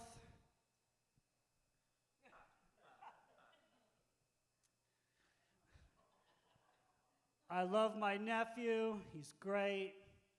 He's in middle school, and I'd like to be there for his life. So I went to go get a health check. Doc says, "Listen, Nathan, your cholesterol is so high that if you don't change your diet, you're going to die within a year." I said, "Listen, Doc, I have a nephew in middle school who wants me to attend every one of his middle school musicals. So what do I need to eat to die sooner?" My niece told me she wants to be E.T. for Halloween. I looked at my brother, I said, "Really? You want to allow your daughter to be E.T. for Halloween? I don't think it's a real good time to dress up as an illegal alien right now." Thank you. I'm Nathan Salazzo. One more time for Nathan Salazzo, everybody. Nathan Salazzo. Do me a favor, will you, I like how Chris was back here, because then we can see you better. That was Chris's veteran move, brother. Well done, sir, well done. A couple questions first. How long have you been doing stand-up, and where at, or open mics or shows, or? I've been doing, Oh, my bad. See, I'm screwing this up. I've been doing open mics for 4 years now. 4 years. And I did a show at the Mic Drop a couple of months ago called Unhinged. Nice. Which is produced by Tarika. And she does a great job, and so she liked my performance, and I'm going to be performing this Sunday at the Mic Drop. Nice. I could tell that. Woo. Could you guys tell that as well? Absolutely. That he seemed a little more veteran than, say, your I can regular? tell you've been doing it for 4 years. You also had that. You had that really good. Some of your jokes were thinkers, and you didn't talk through the laughs. You let yourself sit in the moment, and you gave the crowd like that 5-6 seconds to catch up and get it, and that's really good. Yeah, the stuff was really well written. I mean, it was thank you. really, you gave me enough information to really land the joke time and time again. I thought it was great. What was interesting as well is I'd call you, and I mean, I hope this is not just about, I'd call you like a one-liner comic, but everything was about the same subject, which is so interesting because it's so, you get so many laughs per minute, right? LPMs, but also it's all about the same stuff, so you're not just like jumping around from thing. So it felt very cohesive as well, but with a load of laughs. LPMs. Did your husband teach you that phrase, LPMs? Does he have a It's so clicker? Is he in the sexy. audience at your shows? Like click, click, fucking LPMs. Excel sheets and shit. So yeah. So whenever, if you guys trying to submit videos for eventually getting on your 5 minutes on Conan or whatever, they're all talking to you about LPMs, and you have to get for AGT, for example, you need a lot more LPMs, laughs per minute, than you do a Conan, or figuring out all those kind of for your 5-minute TV specials as well. For sure. Something they talk about. For sure. I was just thank teasing you. you. I was just fucking with you, Kibbles. I call back to your husband. Yeah. Started on fire. I thought it was great start. I knew right away. I'm like, all right, he's been doing it a while. He's probably doing some radio shows. Like you could see that. Ancestry, the parents' health. So I've heard other people do bits. A guy who's a regular feature here is really good. He won the World Series of Comedy a few years ago. He does a parent, like waiting for his dad die. A lot of his the waiting for his dad die jokes. I think you can do it a little stronger, like change the wording a little bit and have that hit even more. It's a good joke, but I think there's a little tweak in there that you can make it probably hit even harder than it did. Yeah, I think the missing piece of information there is you set up how poor everybody was, and you never changed it. So the fact that there's just a logic blip of you're waiting for your parents to die so you inherit their money and yet you've been talking about the fact that they've been dirt poor from the very beginning of the set. So at some point, if the idea is I need to inherit the money from them to buy the house, you need to lay the pipe to get there. That's all. Yeah. Yeah, no, that was good. But you started on fire, and I keep forgetting this the last few weeks. We have a winner of the hat and shirt Rams. We have our winner of the hat and shirt. Our amazing prize tonight is Nathan Salazzo. Give it up one more time for Nathan Salazzo, everybody. Nathan Salazzo, Rams for music. Good job, dude. I forgot. What do you have to do to get the hat and last shirt? 3 weeks, I forgot. I don't know. We just decide. If I have enough White Claws where I feel a little happy before softball. I guess you want a hat and shirt? You get a hat and shirt. You get a hat and shirt. Lisa Party already has one. You have a hat and shirt yet? Yeah, that's great. Nobody else. Just them. That's them. We got bills to pay around here. We can't be giving everybody hats and shirts. No. Although I do need to order. This is a good story. I got nice shirts for the new club when we moved here in, what was it, March? From the old club. Like golf shirts, but nice ones that look cool. And the guy who does shirts, he goes, oh, this is a nice one, shiny. Oh, great. All right. I got 6 shirts for me to work here. And my manager, they look really great. And literally the first night, he looks at me and goes, do you have BO? And I go, fuck, I hope not. I go, a little bit, yeah. He goes, me too. These shirts are like golf shirts, like really fancy-looking golf shirts, but they're fucking polyester or something. Oh. Dude, we've made jokes the last 6 months, and I was like, fuck it, I'm going to try the black shirt because maybe it doesn't. I wore it last week here to work the door, and 10 minutes in, I'm like, just old man, old folks home, That's BO. tough. And I'm like, fuck, and I don't have a shirt. I'm going to go to my car. I'm Axe body spraying myself. He's making fun of me. So anyway, I texted the guy. I don't know, do you bring shirts back to a guy like that, or you just throw them away? You just need to put, we stink, but our comedy doesn't on the back. Oh, that's nice. That's nice. Yeah. Can we go back to you being 53 years old and having Axe body spray in your car? Listen, I got teenager. I have a teenager. That's they it. smell That's bad. I the just story. thought he had an axe in the back of his I car, don't. so. Okay. I should. Just clarifying. Yeah, it's strong. You can spray. You can fight through anything. Like after the softball night, I'll spray that on for sure. But yeah, so I got to get new golf shirts apparently. So fucking maybe I shouldn't give away all these hats and shirts. I'm on a budget. I I'm on don't a know. budget, guys. All right, where are we at in the game? Justin Jefferson, one of the best survivors. Look at the chain. He's got big chains. So that's a trend now. So all these NFL guys are like role models, right? My kid plays quarterback. Every now and then he'll wear a chain while he's Really? and then they snatch. Some teams, Sure. they'll snatch chains. That's a thing too. Yeah. So like Mount McGill played, I think San Marcos, and our buddies, because my kid used to play at San Marcos. Oh, and boy. They snatch the chain off the kid, and I think they drop it. They don't. I said, did he steal it? And they go, no, they just drop it. Okay, So if someone's wearing a so- chain, you go to tackle them. They snatch chains. There's a lot of young people stuff, Kimball's, that Okay, I know. so- Get it? You see, like tennis players now, they like dripping in jewelry, right? I just don't understand what's the point. It's a trend. You'll It's lose trendy. it with all that shit. The other All right, weird thing is the so- pants. They pull up their pants. You watch a lot, especially the college. They're literally wearing shorts now. In high school, they have a rule. You have to pull them down over your knees. So the kids all try to be trendy like this. And my kid runs the ball a lot. He's a quarterback. And his legs are scraped up all I said, dude, what are you doing? I would wear extra, like, leggings. Last week he did. Like, he's literally scraped up from sliding on the turf and getting tackled all the time. I'm like, why would you have open wounds all the time on your legs if you can just wear? And then finally last week, yeah, this sucks. I'm going to wear some leggings. All right, But so Carson Wentz, who is the quarterback for the Minnesota Vikings. You love Carson Wentz. I do not. Will you move Just that came- so they can see Kimball's this mic Oh. out of the way? Huh? Can you move Okay. that so we can see Move your it? lovely went to the face? bench. Oh, let's put it back here so we can see your lovely face. Went to the bench holding his throwing elbow just now.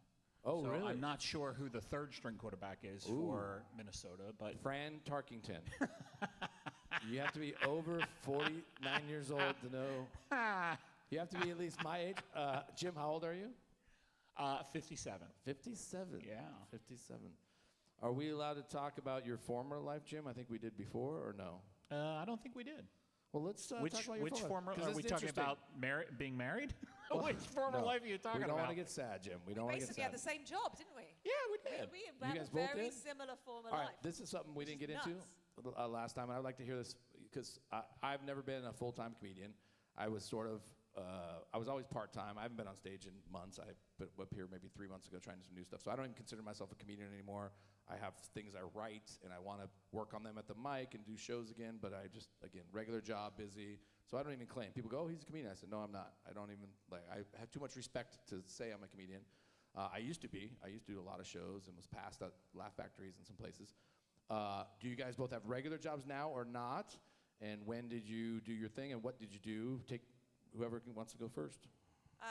No regular job now, just comedy, producing. I do some freelance writing, and play sports 5-6 hours a day, as you can tell, obsessed. But and then old She school. plays cricket. I play cricket. I play cricket. I like to knee people in the nuts on a regular basis. And then old school for me, I studied marketing at university, and then I was head of marketing of Variety magazine in LA, which is entertainment trade. And you were Disney, right? Yeah, I was head of marketing at Disney. Yeah. Wait, hang on. You were the head of Variety magazine? That's a big magazine. Yeah. That's a big deal. I didn't even know that. Yeah. I used to make money. I don't listen. I know, I'm a it's guy. fucking went to shit. I'm a guy, so of course I don't listen. You Yeah, might have told me that. yeah. No, I think I would have No, remembered I had that. a real job in a real office, and I looked like this on a daily basis. Did you like it? Did you hate Better. it? Was it stressful? Did you like? I hate it. I loved it and hated it. I mean, I'd be able to go to parties with celebrities and hang out. All I wanted to do is come back to my geeky ass husband by the beach and like play tennis on the beach all day long. I just wasn't interested in that shit. Yeah. And now, so I left Hollywood in a bit of a Jerry Maguire kind of fuck you all kind of, Nice. and now I'm regretting it. But what's weird is if you look up my name in Variety, you'll see how I was like promoted within Variety. But now my goal in comedy is to be rewritten about in Variety, but from a comedy perspective. Nice. It's kind of I cool, like right? it. I like it. One She's day we'll already have to written come her back story. with their tale. With She's There you already go. written her autobiographic there movie you go. right there. Yeah. That's the goal. I like that. See, we learn a lot of things on Halftime Hacks, guys. It's not just me drinking White Claws and chewing Zins. It's we learn a lot. Yeah. And your story, I've told to other people. Yeah. Because I didn't know. I knew you for years, and then I think you started doing jokes about it on stage Yeah. not that long ago. And then I was in the back, and I started Googling you, like, what did he just say? So what was your previous Yeah, show? so I arrived in LA 30 years ago, mid-90s, and I wanted to make trailers for a living. I thought that was the greatest job ever. Like mobile home trailers? No, movie Oh, trailers. oh, okay. Like Okay. you had to see them in a movie theater at that time. I thought that was a great job. And I started doing that at Disney, and I ended up as president of marketing. President So- of marketing for Disney. Yeah. Never heard of them. Is that Yeah, a, I is know. that a No, local, they're- is that a local business? They're a Mickey Mouse outfit. Thank you. Thank you. You did not write that. You Thank did not you. write that joke. Yeah. That's joke. funny you just started doing jokes about it, though, because I still can't do jokes about my days of Variety, and damn, there's some stories there. But it's like, for Yeah. me, it's like this PTSD. I have less PTSD from giving birth to twins than I do my job at Variety. Yeah. So it's a weird, I'm still sure. not there. Now, yeah. you can't say it because you signed something, or you can't No, say it I because... can't say it because I'm still, it's like my biggest fucked up thing in my head. Yeah. It's- It's a tough brutal. gig. It's brutal. Well, can you just tell us a few now? Can we get a few? This I podcast will be still need huge. to really- This podcast will be the I'm biggest still podcast not sure I in the can world. even remember. I mean, it's Yeah. just it's so deeply ingrained, and I remember this one. I remember this one guy. Was it Richard Gere and a gerbil? Do you know much I about mean- that? Can you Okay. confirm? Can you Oh, No, but I confirm? did. I made a spelling. There was a spelling mistake in an ad, and I was responsible for the spelling of all the ads of everything else. And there was a very senior manager there, and he literally, when he saw this spelling mistake, and it was for a big. It was like one of the big network channels, and he came up, and I had this young team working for me. I was 29. I had this bunch of young people working for me. I knew whose fault it was, but you're the boss, right? It's your fault. It comes down to you. But this guy, this fucking grown-ass man, this like 45-year-old man came up and he's like, when I find out whose mistake it was, he came up this close to me, spat on me and said, I'm going to fucking eviscerate them. Wow. And I was like, I don't even know what eviscerate means. I'm like looking up eviscerate. Is that You're good? gonna de-gut me? Is that Jesus ye old Christ. English? That's not ye old English. You Oh wouldn't know. my God. I'd wake up with panic attacks every morning if there was anything No way. wrong. It was, Yeah. and I am the most chilled person in the world, but it was a rough. That's crazy. All right, It's- so it's Was that Harvey brutal. Weinstein? Was that Harvey Weinstein? Oh, they all No. thought I slept my way to the top. It was brutal. Did you? No. Okay. Well, you know. Because I would no. have. No, I'm just I, kidding. I have a fun story, kind of similar thing.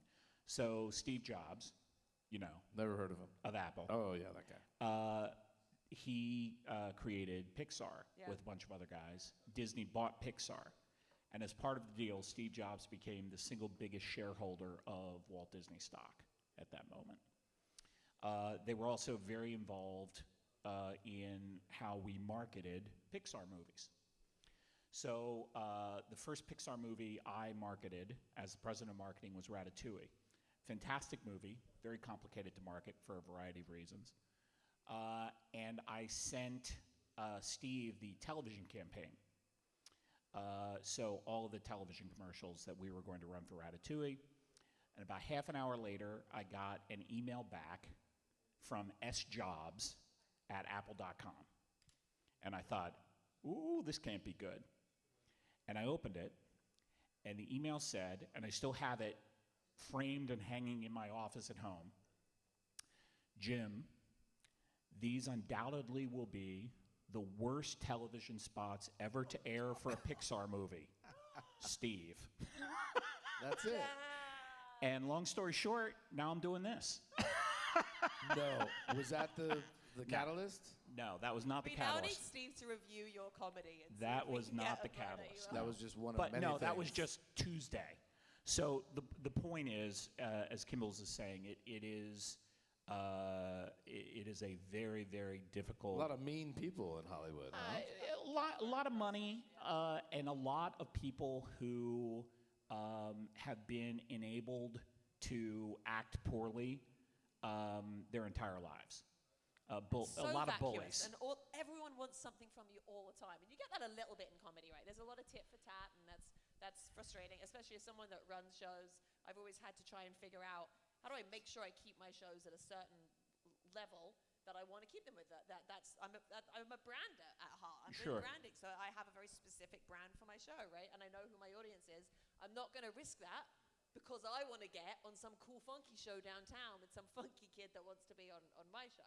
So you have to figure out that tit for tat. But the Hollywood stuff is Pretty brutal. pretty brutal. That's gnarly. I was going to say, have you guys watched The Studio? I just started watching it last week. I'm like halfway through. It's pretty good. The Studio on one of the channels. I can't watch that because of PTSD. No, what's crazy is my wife watched episode 1 with me, and it's one of those shows that's just stressful the whole time. It's Right. everything that can go wrong will go wrong. Sure. And it's sort of like one of the, you get used to it. And I love Seth Rogen. It's very funny, but it is the whole time just, it's constant stress when you're Yeah. watching it. If you're trying to relax, don't watch Yeah. The Studio. Yeah. It's a lot of that. And I thought of something, you talked about your shows and your branding. When you first started doing shows, do you remember, I didn't hate you, but you did a show across the street from me, and I was like, who is this bitch doing a show across from my comedy club? Yikes. And at first, right, was it at the theater, Yeah, in Grand. yeah. So I was like, who, what? And then the guy who used to own that place, I don't know, I'm like, who is this, Kimball's? I don't know who this is, but I just opened a comedy club, now they're doing a show across the street from my place. And it was COVID, so it was all extra pressure. Oh, and then they did some, not illegal, I don't know, well, it doesn't matter now. They did like BYOB. I'm like, you know how long it took me to get a liquor license, a beer license? I had to fill out forms. I had to have my wife sign things. I had to give blood and a sperm sample. I just volunteered that part. I sent it in Sure, with the sure. thing. But I was just like, God, who is this? Whatever. And then of course, like a few months later, I was like, oh, hey, I heard she's pretty funny. And my friends did your shows over here and at the beach, and like, oh, she's really cool. She was in San Marcos. I'm like, all right. Then I met you. I'm like, all right, she's cool. But at first, I'm that like, one didn't really work. The BYOB didn't really work with my brand either. I had a bunch of fucking bums that would come out and they'd all drink in the front. They'd drink red wine. Like they would vomit on the front row of the floor. Red wine vomit on the floor. This place was a church on Yes, Sunday yes. mornings. That's what pissed me and off, a too. comedy club Saturday night. I'm like, this is not gonna work. That's what- ladies, control yourself. that pissed me off too. It was like a church, but then they were like doing these things, comedy shows across from the I comedy, know. the comedy club that just opened, the struggling comedy club that just in COVID. I'm like, these I was mother. like 6 months into comedy. Well, we as went I over was there. well out of my We put our league. hoodies up the one time, and Bijan and a few of our friends were over there, and my old manager, head server, Michelle, worked at the Comedy Palace forever. And so we're like, we're going over there. Bijan's over there, and Jesse's over there. Yeah. So we put on hoodies. We're like, we just barged into the green. We're like, hey, what's up? And like the second show, and said hi to them. Like, what are you doing here? We're like, came to say hi. And then, what was the blonde girl's name? I had Ian Bagg. She headlined. Erica Rhodes, Yeah. who's awesome. He's awesome. So Ian's at my club and texting with Erica. She's like, I didn't know the show was right No, here. she was petrified you'd never have her back. Yes. She's like, I didn't know. She came over and I was like, screw you. She's like, what? I'm like, I'm just kidding. It's fine. It's fine. So So she's really, although I haven't had her headline yet, or whatever. Yeah. I haven't, but she's awesome. She's very funny. Just got a note here from Ramses. Oh, we have another one. All right. Yeah, so anything else to add to that? Chargers. Let's see, what do we got here? I love those blue unis, by the way. That's like the 90s. That is classic. I had tickets. My girlfriend was a Charger girl. Bragger. My old ex-girlfriend from college was a Charger girl, so I got free tickets for 3 Touchdown. years. And they wore these unis. And then I was so used to going to Charger games, me and my roommate were like, well, she broke up with me or whatever. So I bought season tickets for a few years. So I went to a million Charger games. So I kind of like these unis. The powder blues are great. Yeah. But these are the 90s ones when they went to the Super Bowl in 94. McConkey touchdown. Yep. Now they're kicking their ass. Yeah. 20. 45 seconds left in the half. It's not even halftime yet. It's not even halftime. You're up by 18. 21-3. Wow. Good. I hate the Vikings. All right. Well, let's keep it moving. We're going to do one more open mic spots, and then we'll probably wrap it up. You have to get to a show. Do you have a show, you said? Yeah, but don't tell tonight. Don't tell. Yeah. Oh, Christ. That's right. She's going to be next. Jen Lee's going to be next, and then Bill, and then we'll wrap it up. What time's your don't tell? Can you tell us where the don't tell is? It's PB somewhere. They don't even tell you? F45 and PB. Yeah. So I know the owner of Don't Tell. Yeah. I played kickball with Kyle Nice. in L.A. Greg Santos and some other friends of mine, Ryan O'Flanagan. I actually texted with Ryan. Ryan hasn't done the club in a while. He's going to co-headline in a few weeks. And I said, have you guys ever done a club? And he goes, no, because the BYOB and we don't do the 2-item minimum. I said, I'd be open to, this is a couple years ago, open to do it. We won't have to do the 2-item minimum. We'll experiment a little bit, and you guys can do a don't tell at a comedy club. We won't, people will buy drinks anyway, I'm sure. So we never, me, I'm busy. I didn't follow up with it, but I need to probably text him because it would be cool to do a don't tell. Don't tell is really getting popular now. And they have some great comics on there, great shows. My kid's first show ever, I was in LA. We did a road trip. My daughter and wife were on a trip somewhere. So me and my son went to a Laker game. And then I went to the Comedy Store, ran into Santos and Morgan J. Morgan J, who's blown up huge right now. Yeah. He's been blown up for a while. I go, hey, they go, what are you doing? I said, we're going to the national championship football game. I got tickets. My buddy's kid played at Alabama, so we got free tickets up in Santa Clara then, 2 days later. So we're doing a road trip. Well, where are you going? I said, we might stop in Santa Barbara. He goes, we have a Don't Tell show in Santa Barbara tomorrow night. I said, we're going to stay there. So my son's first comedy show, because Don't Tell, they let everybody in. I got him, I got a couple beers, and he had Kit Kats and chocolate milk. And we went to, it was like at a school or something, and his first comedy show ever, at 11 years old, was Morgan J. Uncle Greg Santos was opening for Morgan J. Oh, my God. In this little room with 30 people at a Don't Tell show. And my kid, I took pictures. It was hilarious. Took video. They did some jokes that he Kid didn't had the beer, understand. he had the Kit Kat and the Yeah. Were you sitting in those chairs that have the desk? And Yes, there were crazy chairs like that because it was like in a school. That's Don't Tell does stuff backyards and schools and whatever. So it was hilarious. And then we went out after, and it's so funny because he calls him Uncle Morgan. And Morgan actually tagged my kid on Instagram maybe 3 years ago. They're staying at my house, and Morgan's huge now, like huge. Like I texted him, hey, when are you going to come back? Because he did the old club, sold out in probably an hour, sold out 2 shows in an hour. Like I've never seen anything like it. And now he's doing theaters. Theaters now, yeah. He's got the cheat And code. then Josh Ocean Thomas is on the road with him, who's another really cool San Diego comic who's like touring over all over. He's a San Diego guy that moved back here, right? He moved back here, now he's living in Chicago.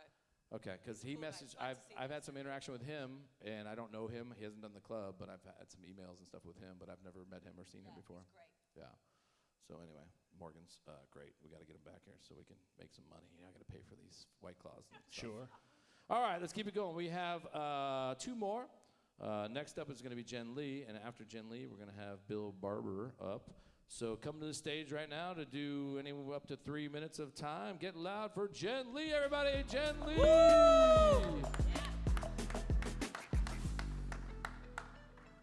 All right, I have to point out and call the attention to what everyone's been asking. Sir, what are those? Oh my goodness, can you guys see he's wearing sandals with socks? I have a softball game, tisk, so I have tisk. cleats in the car. Not an excuse, sir. All right, what's going on over here? You guys walked in to an abandoned mall at 5 p.m. I was like, are these people married or is it an affair? Both, okay. So you guys are married? Any other married people in the house? Fuck you guys. I've never been married. I've hardly even dated. Not sure what the problem is until I lost over 100 pounds. That's where you cheer. Thank you, thank you. And I figured out the issue. It's my personality. Okay, she laughed a little too hard at that. Okay. No, so I just hit the point where I've lost 125 pounds now. Thank you very much. Isn't that crazy? That's like half of my body gone. I used to be almost 10 feet tall. So dumb. No, losing weight has been really interesting. Like, people always ask me, how did I do it? It was really hard, actually, and it took me like 2 years. The whole time I had to stay in a caloric deficit, and I had to go to the gym every day, and I had to keep paying for all that off-brand Ozempic I got from that doctor I found on Reddit. Yeah, I cheated, so. And it's been fun. Like, I thought I'd lose all the weight, and I'd go through a fun little hoe phase. Looking at you. Fun little, she knows what I'm talking about. But, they say a hoe don't never get cold, and I am fucking freezing, so that's not happening. And the truth is that I don't want to show anyone my body, right? I feel like when I get home and I take off my clothes at the end of the day, I feel like I look like the Grinch. Except instead of my heart, it's my skin that's 3 sizes too big. I look like I fucking melted, okay? When I lean over like this naked, I have udders. No one wants to try that reverse cowgirl. No. And I have an issue that, no one warned me about. I've got googly eyes. Do you know what I'm talking about, sir? My titties have deflated. Okay? And I walk into the girls' restroom, you expect headlights. But I've got some lazy eyes. They're every which way. Before I leave the house, I swear, I strap things down. But there's so much loose skin, it's like 2 Shar-Pei puppies constantly escaping their harnesses. I do not know what I'm gonna do. I've decided, I'm gonna have to pierce my nipples so I can just, safety pin them in place. All right, thanks for laughing at my weird body, guys. My name's Jen Lee. One more time for Jen Lee, everybody. Jen Lee. All right, Jen. Making fun of my sandals. You were -1 point for making fun of I have a softball game. That's why I'm wearing these stupid fucking things on my feet. How long have you been doing comedy? Where at? Et cetera, et cetera. I've been doing comedy for 10 months, and I'm an open micer at this point. So I go and do open mics every night. So Madhouse, Mic Drop, Quantum Brewing, yeah, all around town. 10 months. Yeah. Guys, pretty good for 10 months, right? Yeah, absolutely. Yeah, Yeah. Jen does the Grand Comedy Club open mic every Sunday night. Yeah, I'm a native of RB, so this is my local club. RB, Yeah. all right. Yeah, the ancestral village of Blink-182. Let me hear it. Nice, they're Poway, I can tell you're a Blink-182 fan. They're Poway. No, they're No. from RB. They are? The original two were in Poway, but it was when Tom DeLonge got kicked out of Poway High and went to RBHS that he met Scott Rayner, the original drummer, not that Kardashian bitch. You remind me of my wife. Okay, I'm sorry. I'm a little bit too passionate about Blink-182. That personality thing, you're right. That personality thing Yeah, is I do have a bad personality. Sorry. I warned you guys. No, but the 10 months thing surprised me. I thought you were going to say like the previous guy, years, because you seem very veteran. Absolutely. The writing structure, the punchline stuff, I thought it was great. I've been a huge comedy fan for years, so just took me a long time to start. The 10 feet tall joke, I liked. Sometimes I'll do, if a joke bombs, you said so dumb, it was a good joke. Yeah. Although, even though there's hundreds of people here, 8 people here. They were roaring on YouTube. It's actually a great joke, so I would say a joke that was good. Again, hard to tell. I wouldn't even say the so dumb part because it kind of downplays how good the joke actually is. If you're trying something new and it bombs, like I do many times up here, I will make fun of the fact that it didn't do well. But that's a great joke. Yeah. I was like, she shouldn't have said so dumb. Yeah, I shouldn't have said that. I know. It was so great. It was a good joke. Thanks. Guys? Yeah, I thought you did a great job. You had that perfect mix of major confidence over there with your straight-in aggressive, you married on an affair. I think that's... Sorry if I blew anything up. It's great though. It's full buzz. It was the old Coldplay moment, I think. That was they call it now. I think you had the perfect amount of kind of aggression and confidence, but also a lot of self-depreciation up there as well, which is super relatable, especially to other women in the audience, I think. But for me, lean in even more. So I look like a cow with others. Lean into that even more. And then at one point you said Ozempic, but you said it very much under your breath, almost as if it was that. Be proud of it. Fucking talk about it. That's super. Everyone wants to know about it. Everyone is either on it or wants to know more about it or whatever. Lean into that hard. It's a really massive, massive topic right now. If you have first hand of it, do it. I have more stuff that like calls back to it, but it's just it's a longer set than But that's something that all the women want to hear more about right now, and it's really really interesting stuff. So great job. Thank you.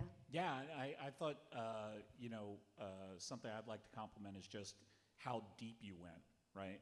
Because if the 3-minute set, and you probably spent 2 minutes of that talking about what it's like to have a lot of extra skin after you lose weight, which is a very singular to you thing, which is something only you can talk about, where just about everybody talks about either gaining or losing weight. So that's fantastic. And you had like 8 really strong jokes about it. So it wasn't that you just hit it and kept moving. It was like, here's the problem, and here are all these different elements and different angles that I've worked with this problem. So I thought that was a great skill to harness. Could be a nice play on words with skinny. Like now I'm skinny, but I'm just fucking skinny. Oh, like, I've never thought of that. Could be a funny thing there, yeah. Okay, thank you. Same. The skin stuff was hilarious. The udders, the googly eyes. I thought it was all super funny. I thought it was great. So give it up one more time for Jen Lee, everybody. Great job, Jen Lee. Well done. Well done, Jen Lee. All right, we're going to keep it rolling because somebody's got a show tonight. Somebody didn't get booked tonight. And somebody got a show tonight. Jim didn't get booked. Have you got up at the store yet on the open mic? I have not. I think it's going to happen soon. I think it's going to happen soon. I appreciate that. I try to tell Jim, I fucking know people, Jim. I fucking know people. And then I saw the drawing. Yeah, he does the drawing. They do the drawing. And I was like, hey, did you get up last week? He's like, no. And I'm like, fuck. I guess I don't have any pull. I got Ramses on there once. Remember back in the day, Ramses? Yeah, I used to have pull. I don't do shows anymore. You'll be going up there soon. I appreciate it. If I got to bribe somebody. Any help I can get, I would Thank you, appreciate Solomon. it. Thank you, Solomon, sir. you're writing your 3 minutes for next week? Not next week. Really? You got to set a deadline. That's Just do it. All right, we're going to keep it rolling. Last guy coming to the stage tonight. The game is at halftime, 21-3. The Vike Queens are losing. And it's not even that close. Fuck Minnesota and everybody in the state. No, I'm just Wow. kidding. Just my friends. I play hockey, so I play with a lot of Minnesota guys, a lot of New England guys. It's hockey Canadians. And I got 3 Minnesota good friends of mine, so I talk a lot of shit about them. I hate them. The Vikings, anyway, not the guys. All right, next up, coming to the stage is a regular here at our mic, and he's done this show at least once before, I believe. Please get loud for Bill Barber, everybody. Bill Barber! What's up, Bill? You guys want to hear about my loose skin?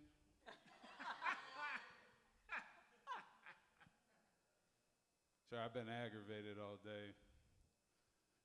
The women in my family are aggravating the hell out of me. You know, they're older.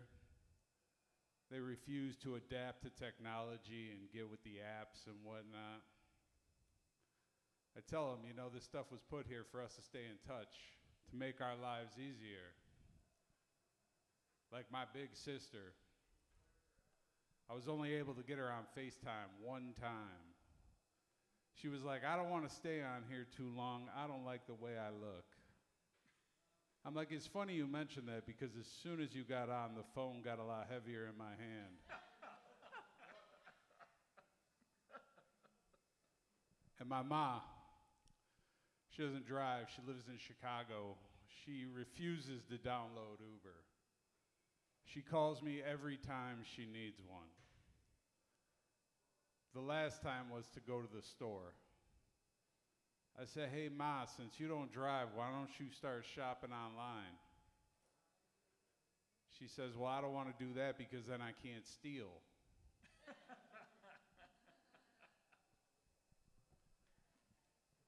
They recently sent my grandmother out to live with me. I only won by default because I'm the only family member she hasn't assaulted yet. Which is her way of telling me I'm her favorite, you know. But she's senile. I catch her doing fucked up shit all the time. A few weeks ago, I caught her doing something disturbing. She was sitting in the garage in my car with it running, the windows down. I said, Grandma, what are you doing? She said, I'm ready to go. I said, Grandma, this is a Tesla. You ain't gonna be able to kill yourself this way. My name's Bill Barber. Thank you, guys. One more time for Bill Barber, everybody. Bill Barber. Well done, Bill. Hey, well thank done. you. Thank you. What was your name, ma'am? Kimballs. Kimballs. Nice to meet you. Kimballs, sir. you. How you doing? How are you? Bill, refresh our memory. How long have you been doing comedy? 2 years. 2 years. But I've been doing it my whole life, you know. Okay, yeah. You're just On funny. stage for 2 years. Yeah, on stage for 2 years. And are you hitting all the open mics? Are you doing any regular shows yet? You done any bar shows? Any Yeah, shows? yeah, doing bar shows. I just booked the Rock Gallery in Palm Springs. Nice. Yeah, I'm doing that in December. And then, yeah, I do all the mics. That's great. Yeah, some local shows coming up, too. That's great. Yeah, I could tell. I remember last time you did well, and I loved the online shopping joke. I can't steal there. That's great.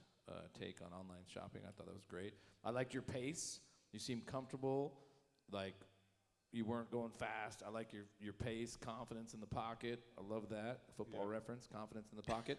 So you could tell you've been doing shows because, you know, like, even in a room as full as this one. Yeah, usually that's 3 minutes long, you know, because people are laughing, but... Sure. Yeah. No, but we were laughing. I thought it was great. You guys? Yeah, I loved the confidence that you came up to be able to do a tag on the ladies' joke before. I think that's key. That's something that all comics try to do whenever we're down at a comedy store or whatever, is try and tag on to whatever the last person said. Yeah. Great way to open your set. Really good at that one. Yeah, so really keep focusing on that. That's good. It just keeps you sharp too, you know. Yeah. And loved the Grandma Tesla joke as well. I agree with the cadence. I will say for me, I find it your tonality a little monotonous. What is tonality? Your tone of voice. It's very monotone like this. So for me, I kind of zoned out a little bit, and I had to recheck in. But that's also just personal taste. Keep what you're doing. It's a personal taste thing. Just for me, I kind of lost myself in a little bit of this. But I also think that's your style. So yeah, good job. Keep rocking it. Yeah, I mean, you know, I'm a fan because I get to see you every week in the open mic on Sunday. Two things. First, as Kimball said, the line that you tagged off of what Jen was talking about earlier, you know, one of the first things that any good comedian does is try to build a community in the club, right? Yeah. And the surest way to do that is to reference something that happened before you got up there. And usually the biggest laughs you'll get as a comedian are when you reference somebody else's material. So that was a brilliant way to start. And then the other thing I really appreciate about you is you have a very clearly defined point of view. Like, all of your jokes are right down Main Street. And I know exactly, based on who you are, the kind of comedy you're telling, which is a huge accomplishment. Most comics, it takes them years and years to figure out who they are, and I think you're doing a great job of delivering on that each time. Cool. Thank you. Right on. All right. Well, good luck in your Palm Desert show, Palm Springs show, and give it up one more time for Bill Barber, everybody. Bill Barber. Woo! Well done, Bill. Again, well done. All right, I'm trying to think if I have any questions. I know Kimball's got to go soon. We might just have to wrap it up. All right. I don't know, unless we can think of, should we do a worst gig? Best gig. You've opened for Adam Carolla, I know that. That had to be huge. That's a pretty good goddamn I gig. toured for a while up with Adam Carolla at a bunch of theatre tours, which was epic. None of them were worst or good. The weirdest part of that, I think, was jumping around from San Francisco and Montecito, and then we went over to Fresno. And for me, irrespective of your politics, for me, so part of Adam Carolla's show, I'd literally, I'd open for him, then he'd do an hour, then he'd do 20 minutes of riffing, and I'd have to sit on stage with him and riff a little bit with him, which petrifies me.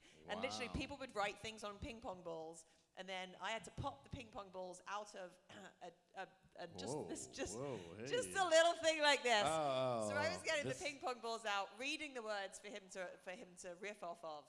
And he's a very right-wing comedian, and we were in Fresno, and he pulls out Mexicans, Trump 2020, Trump 2024, whatever else. So it was like a hate rally. And really.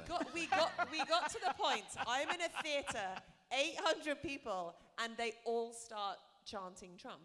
Which irrespective of your politics, when you're sitting on stage like this, I'm like, well, who's taking videos of this shit? Because this is gonna go viral. And Kimball's just sitting there with Trump coming at her.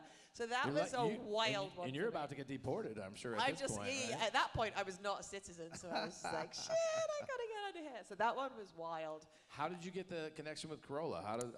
I opened for him at the Belly Up randomly, and yeah, his assistant there was just like, people love your stuff. I think my stuff's so different to his, and it was just kind of a nice jazz hands vibe to open for him. I think Eric has opened for him a lot as well. So I think he often has women openers on the road. I think it just softens his edge a little bit. Yeah, it switches it up. Yeah, you don't have the same switches type. it up. Yeah. And so yeah, no, it was great fun. And then one of the other weirdest gigs I had was at the Belly Up, opening for the Gin Blossoms, which is a whole different kettle of fish. I like them. Opening I'm old. for I like musicians. them. Yeah. It's a different, right? It's a different thing. So who is that? Joe Sib. You know Joe Sib? Yeah. Sure. Very funny San Diego comedian. He used to open for Metallica. So he He toured opens for all Jim over Brewer, the country. all over. Jim Brewer, he opens for Jim all over the country. Yes, now he does with Jim Brewer, yeah. But opening for music is super weird. So I'm in this room opening for 700 people, which is amazing, all there to see the Gin Blossoms. But it's not comedy club style like this, right? They're all standing up, they're all drunk, they're all hugging each other, and you're trying to tell jokes while they're like, and they're all whistling, because they're ready to party, right? And they're ready to dance. Nothing worse than doing comedy for people who aren't there for comedy. No. But I think for the newer people, if your friend's like, oh, you're a comedian? We're having a barbecue. It'd be so awesome. Yeah.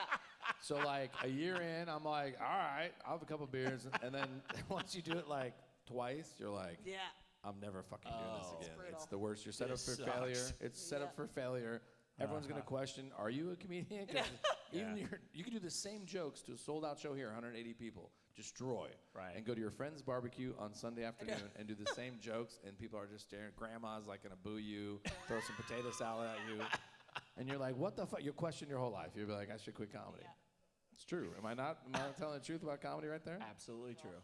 But that's the fun thing about knowing a type of comedian you are. Like if you're high energy jazz hands, which I am, like that works.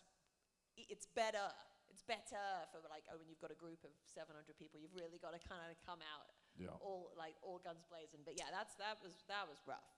That made me think of a weird call. So Brian Callen was supposed to headline here last weekend. We've never had Brian Callen from the Hangover movies. He's slightly right-winger as well, which we have all kinds here. Some people like this, that. I think it's all funny. As long as they're funny, I don't care.